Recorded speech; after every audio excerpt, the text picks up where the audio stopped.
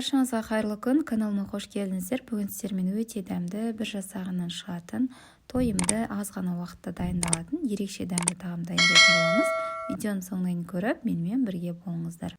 Ең алдымен макаронымызды суға салып, қайнатуға қойып қоямыз. Ол үшін қайнаған ыстық судың үстіне тұзымызды салып, жақсылап араластырып, үстінен макаронымызды салып, берілген нұсқаулық бойынша пісіріп аламыз. Менде шамамен 10 минуттай пісті.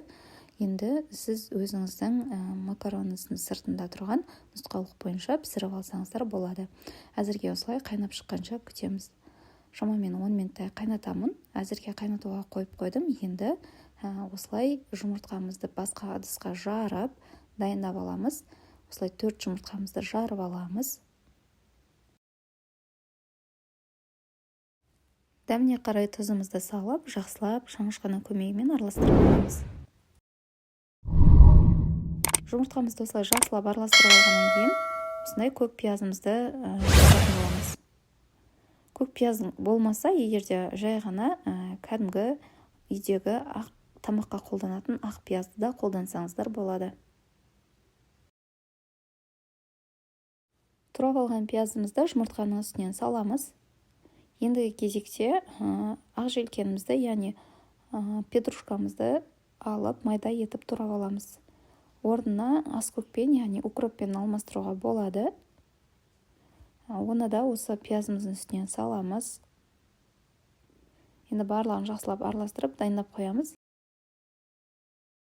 Осы арада біздің макаронымыз да пісіп жатыр. Макаронды арасында бір қозғап қоюды ұмытпаңыздар. Асты жабысып қалмас үшін бір қозғап тұру қажет.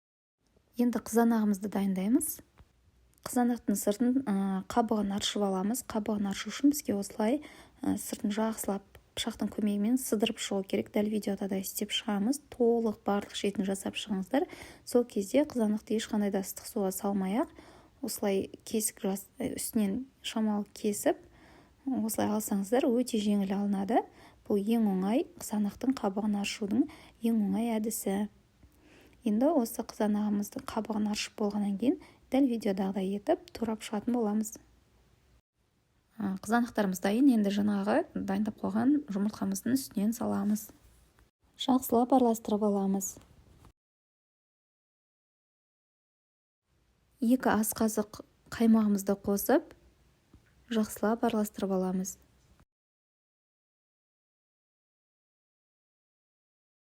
Енді біздің құрғақ табамызды жақсылап майлап, астын жақсылап майлап дайындап қоямыз. Осы арада біздің макаронымызды пісіп дайын болды. Енді макаронымызды түсіреміз, яғни суын төгіп дайындап аламыз. Макаронымызды осы табаның үстіне саламыз. Енді үстінен жаңағы алдын ала дайындап қойған жұмыртқамен араласқан көкөністерімізді салып, барлығын бетін тегістеп, газға орташа жанып тұрған отқа қоятын боламыз. Табамыздың бетін жауып 15 минут жай отта пісіреміз. Енді әзірге сырымызды дайындап қоямыз. Сырды үккіштің майда жағынан өткізіп, алдын ала дайындап қоямыз. Неге бізде 15 минут уақыт өтті. Енді осы тамағымызды бетін тарелкамен немесе доскамен жауып, келесі бетіне аударып алатын боламыз. Осылай аударып алдық. Енді осы тамағымызды келесі бетімен табамызға қайтадан салып, бетіне алдын ала дайындап қойған сырымызды қойып шығамыз. Осылай сырымызды толық қойып алғаннан кейін бетін қақпағымызбен жауып, тағы да 7-10 минут шамасында астаймыз. Неге осылай болып керемет болып пісіп шықты. Тарелкаға салып, дастарханға ұсына берсеңіздер болады.